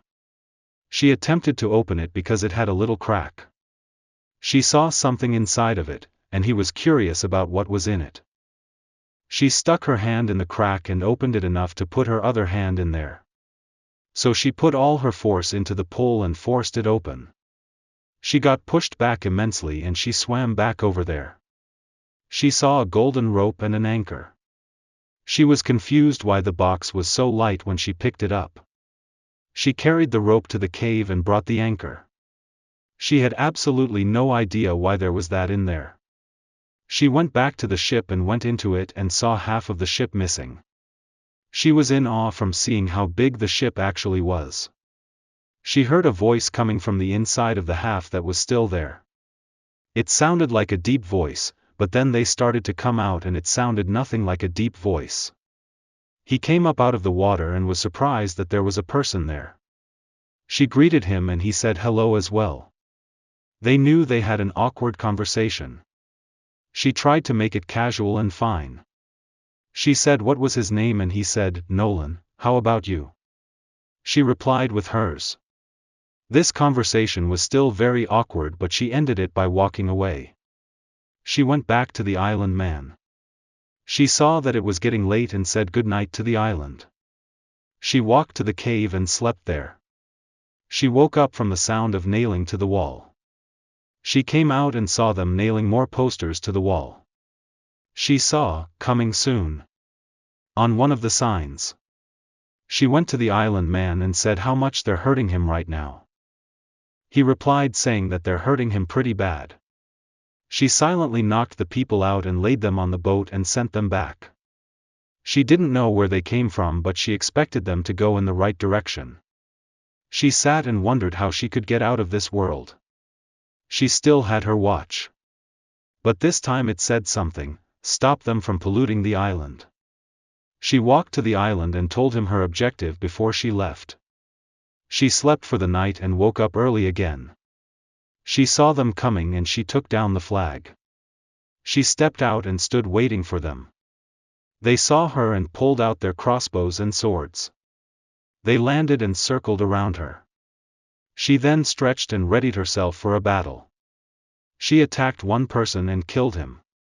Then one of them shot at her and she dodged it. She took on all of them at once. She dodged and killed almost all of them. She only had one left. He begged for mercy and she let him go. She told her to not bring his buddies again. After that, she took down all the buildings and posters. She cleared the island and life was fine again. She then got teleported to a different area. Chapter 20, Spark in the Heart. She dropped to another island where there was a dock, a house, and a fire. She went into the house and found a fishing rod and a rocking chair. She grabbed the fishing rod and walked on to the deck, then flung the fishing line. She didn't know what to do on this island. She walked around the island waiting for a fish, then found the objective. She needed to make a better house, a bigger deck, and a few fish catchers. She found a few things to help her with the challenge. She found a palm tree behind the house so that would help her. She didn't have a lot of walking space. Then she found a raft and decided to take her fishing rod with her on it. She caught about 10 fish on that trip. She couldn't find a place to put it, so she just kept it in her hand. She found a place she can put it down without getting dirty and getting caught. Being stuck in nature from the other world, she knows how to handle objects like trees. She fondly remembers a quote from her mother about hunting fish. She went ahead and tried the way to do it, and it worked. She just needed to do that a couple of times and fish galore. She spent the day fishing and decided that she was going to need to do this faster. She found a way, but it's a little risky. If she wanted bigger fish, she was going to need some worms. She looked around and finally found a whole lot of them. She took it and put it on her hook. She fished a 5-pound bass fish, which would be good to eat. She could stand seeing the insides and things. She took out all the organs and bones, so she could eat it. At this point she felt alone. She wasn't as excited as other people would have been. She wished she would have stayed at home. Furthermore, she was tired, thirsty, and she was hungry. Then she had decided to cook 2 of the fish she had caught. Around 10 to 15 minutes later it was ready. She tried to catch some more fish in the raft she found. She went and got self-confidence to catch more fish and energy. She still needed water but didn't have necessary resources for a purifier. She went to the palm tree and cut it down for the leaves and the stand for it. She saw that the leaves were hard and would work well for the purifier. She went ahead and worked on it for hours. She finally made it and she rested. She made a homemade cup and set it on the purifier. She slept in the house and got fresh water. She woke up and drank her water and felt refreshed. She got on the raft and fished for a few more hours. Then she got bored and went back to sleep. She woke up at lunchtime and ate a good cooked fish. She walked outside and found another fish there. She wondered if this place was blessed or haunted. She was getting used to getting tortured. She took the fish and put it in the house. She went fishing for the rest of the day. Once she returned home, she immediately went to sleep. She slept until very late in the morning when she heard a sound outside. She covered up because she was scared of what was out there. She heard just footsteps outside. She then heard the door open and a backpack falling. She didn't know what it was or who. She just knows that it could kill her. She slowly crept out of the bed when it wasn't looking. Then she saw a teenage boy. She slipped out and questioned herself. She herself was a teenage girl. She had no idea who this person was or what they were doing there. She made a guess that he was stuck in a loophole like her. She knocked on the door and he opened it. He didn't expect anyone there. He said hello and welcomed her into the home. She asked him how he got here and he said he got teleported here. She knew what he meant, so she asked if he just came through an island of pirates. He replied with, "Yes, but how do you know?" She said that she had just come from that island and had been here. "Did you get an objective when you were there?" she asked. He also said yes to that question, and he was starting to gain trust in her. She said goodnight but then realized there's only one bed. She said she'll sleep on the floor since it would be fine. They both went to sleep soundly. She woke up early in the morning and got water for both of them. Hayden, which was his real name, said, "We didn't have a proper conversation." She replied saying, "Okay, well then, my name is Lackley." Then he replied shortly after saying his name. She went ahead and cooked fish for them since that was their only food. They went on a raft and fished some more. She wondered if they were overfishing. She decided to go down and see how many fish there are. Lackley was not that interested in wildlife, and she couldn't swim still. She just looked and saw many fish below the boat and below and said that they were not overfishing. They came back to store all of this and Hayden asked, "Were you the one who took out the pirates?" She replied with, "Yeah, how do you know?" Hayden replied again, saying, "I saw you when I was swimming over, but you teleported." That explained a lot of things to Lackley as she was carrying the fish. She then realized that she and him both had an objective. She told Hayden to see what his objective was and decided that it also would be best if she came with him. She went with him to try and find what his objective was. She decided that it would be better to try her objective casually. She said to Hayden that this bit was going to be hard for her since she has to upgrade everything on the island. He understood this and showed her how to make fish catchers. She also needed to find a way to upgrade the house as well. She gathered all the wood she could get and replanted all the trees. She spent a lot of time building the house and she needed to rest. So, Hayden made her a nice coffee for her hard work. He also made a little bench on the porch. They both talked about cars. She took a break for a day and chopped the trees down again. She built all of the house with Hayden's motivation.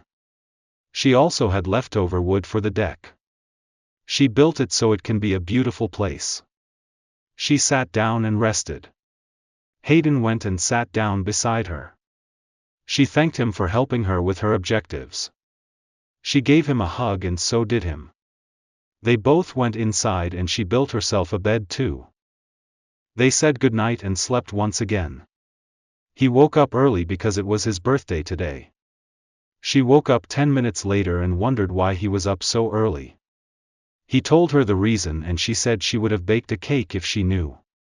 He walked outside and started his objective of making food. She knew how to bake really well.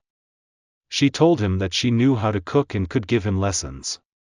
She told him about how to make everything. She told him how to make a grilled steak sandwich, because that sandwich was his favorite item. She also made dinner for him, and he thanked her so much for doing this for him. She welcomed him and she went to sleep. He tucked her in and she said, "Love you," she said subconsciously. He blushed a little bit then went to bed.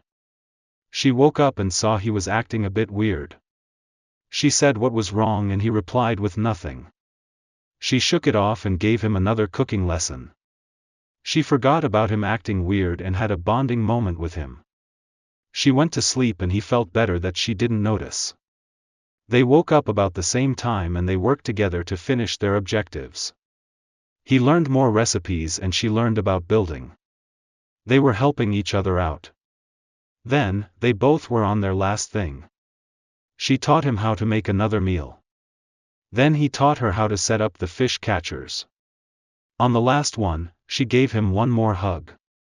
Then they both got teleported to a different area again. Chapter 21, Robots rebounded resources. They respawned in an area which is filled with junk.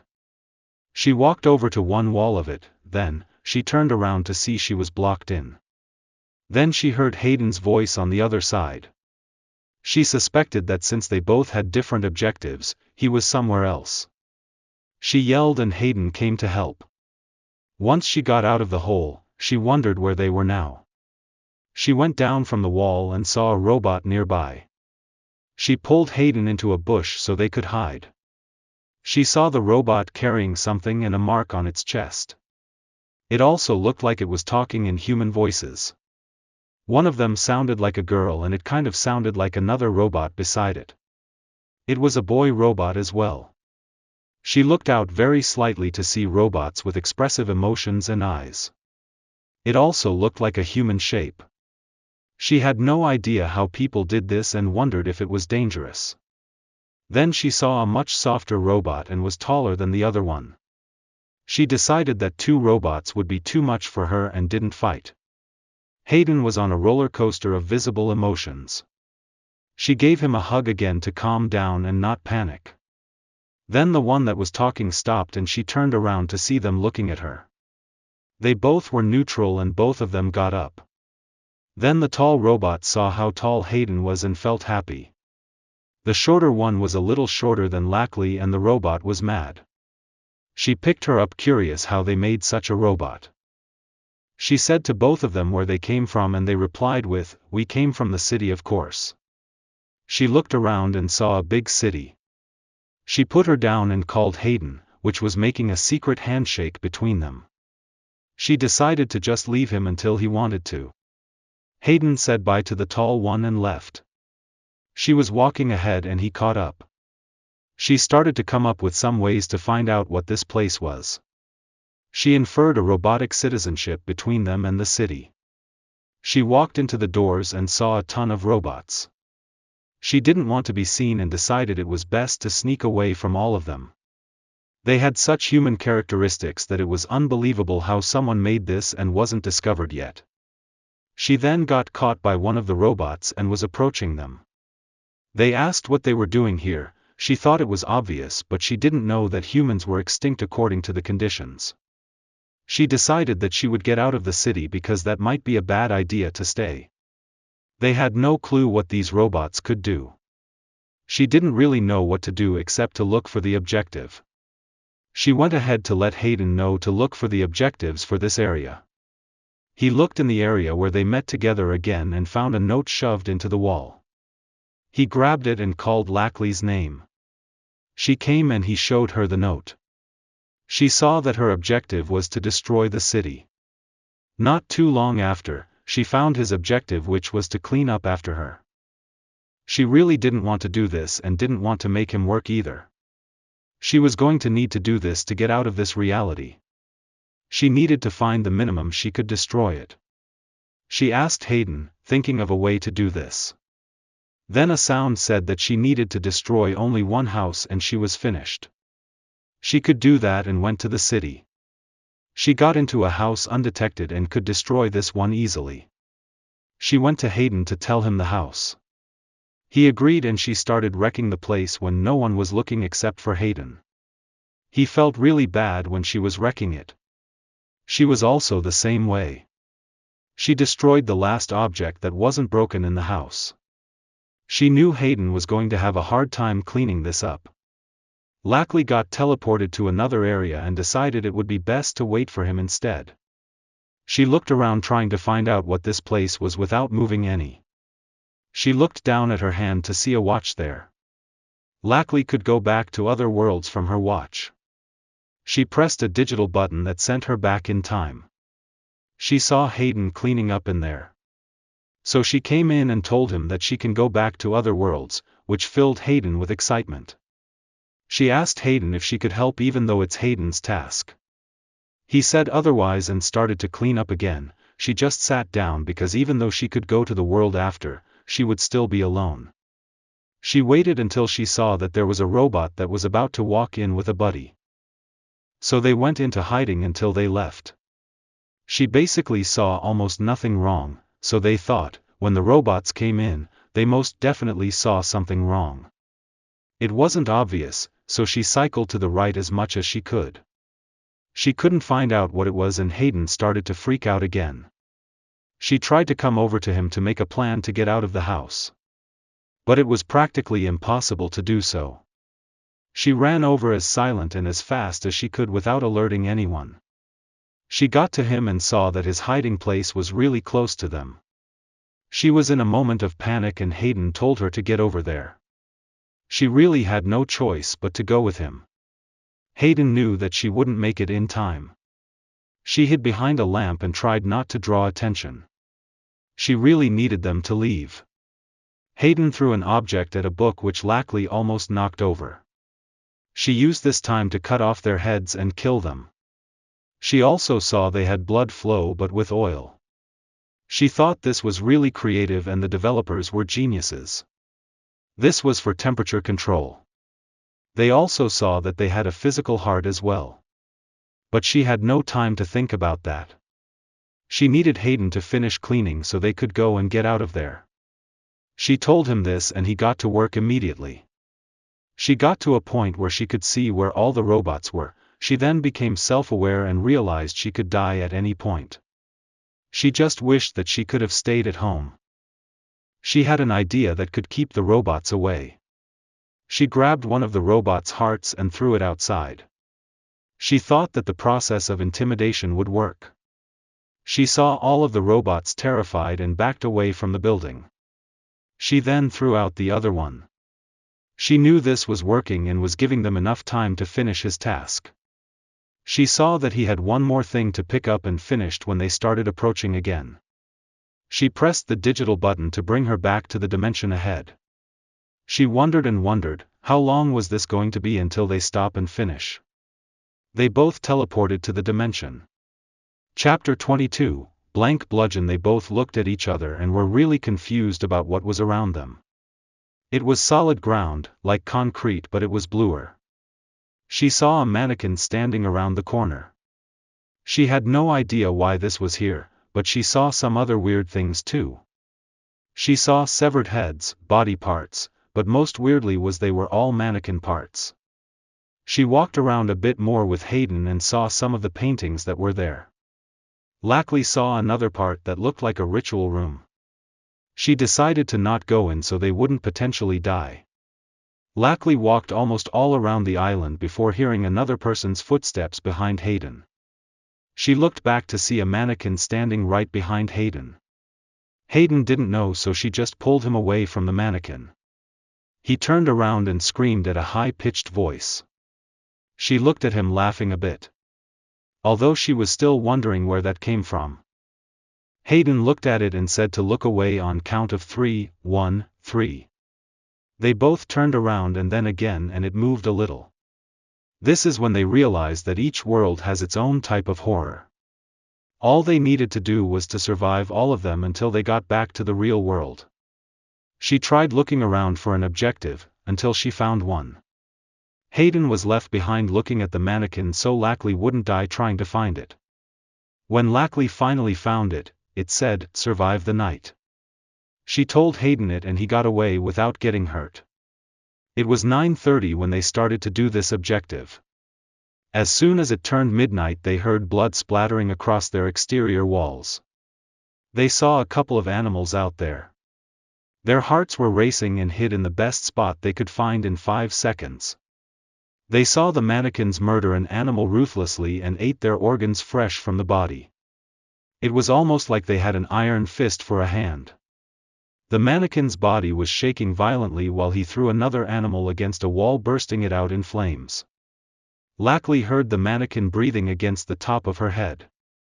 She held her breath as long as she could, she was running out of air fast. She heard a whoosh over her head and saw the mannequin leave her. It was moving faster than it even looked. Hayden completely froze in place and almost turned into a popsicle. Lackley threw an object into the water far and the mannequin chased after it. They were fine for now, but the mannequin would be back soon. She pulled Hayden into an area where they would be safe for them. She saw the mannequin running back towards them. She woke Hayden up and told him to not fall asleep. But being the little crybaby he is, almost screamed when the mannequin was running on water. She blocked him from screaming because the mannequin can't see anything because its face was blank. It almost looked like it could though, then she realized that it could sense high heart rates. So she told Hayden to be quiet and calm.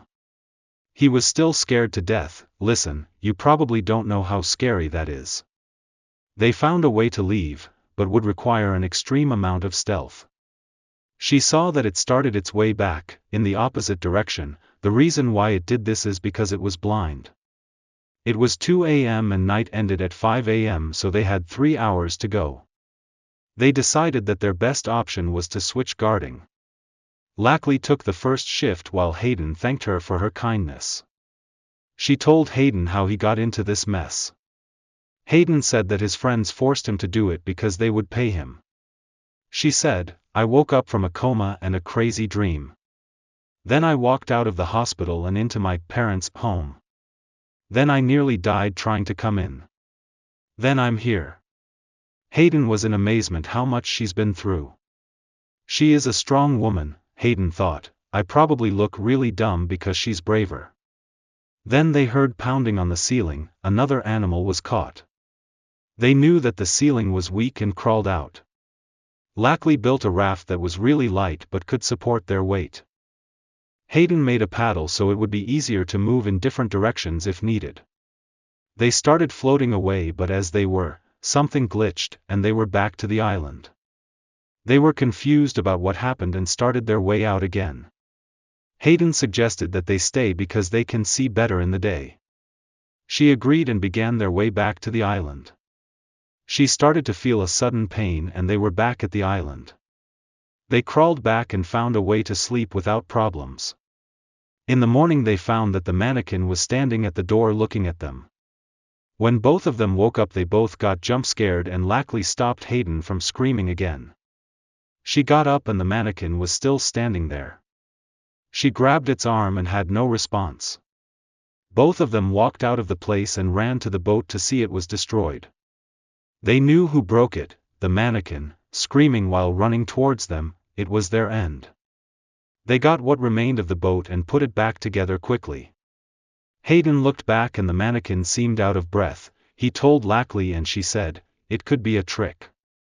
So they started their journey away from the island. She saw another portal and thought it might be an exit. She paddled all the way to the portal and went through to find a map of the whole island. There was an objective beside it stating that they needed to find these items. It showed a motor, a lever, and a sail from a ship. They saw these objectives and were annoyed they had to go back there. They took the map and left the area. Hayden paddled back and they didn't see the mannequin. Once they walked to the first item, they saw it on a pedestal and was in a cave, not a very dark one. They found a note on the pedestal that said, "This is your safe place." This came with the motor on it.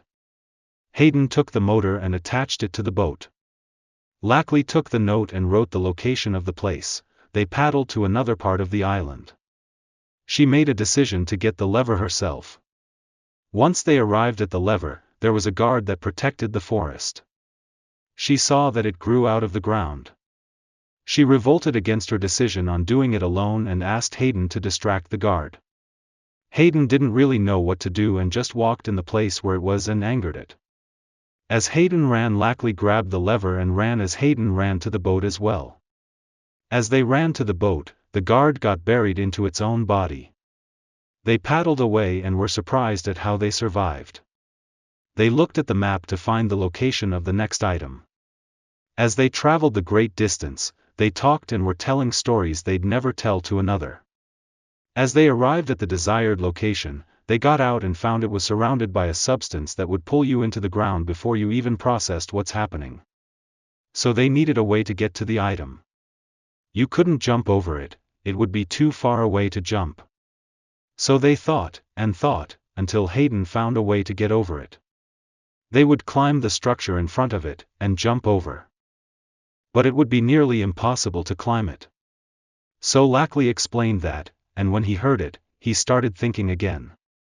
They found another way to do it: throw an item big enough for them to step on it, and jump off it again when they got an item.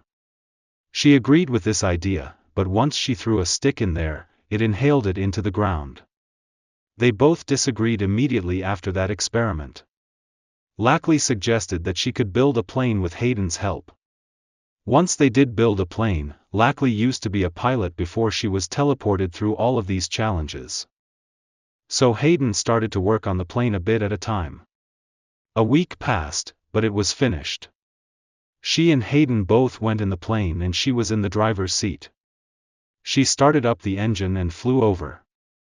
Lackley landed fine and flew back over with the part.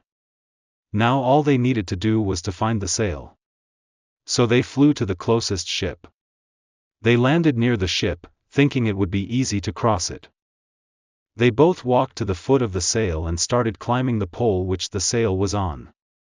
They dismembered a hook that held the sail in place. When they looked down, it looked like there was a cliff right there. She also used to be in the Olympics high dive, so she told Hayden, "Stay down there. Unhook the last one. I'll dive from here." He unhooked it, and she dove from the high place. They both went to the boat and attached things to it. They both went back to Hayden's world. Lackley looked around amazed at where Hayden came from. And they lived happily ever after. Thank you for reading this novel. Time spent for this book, 2 years, 4 months, 14 days, 6 hours.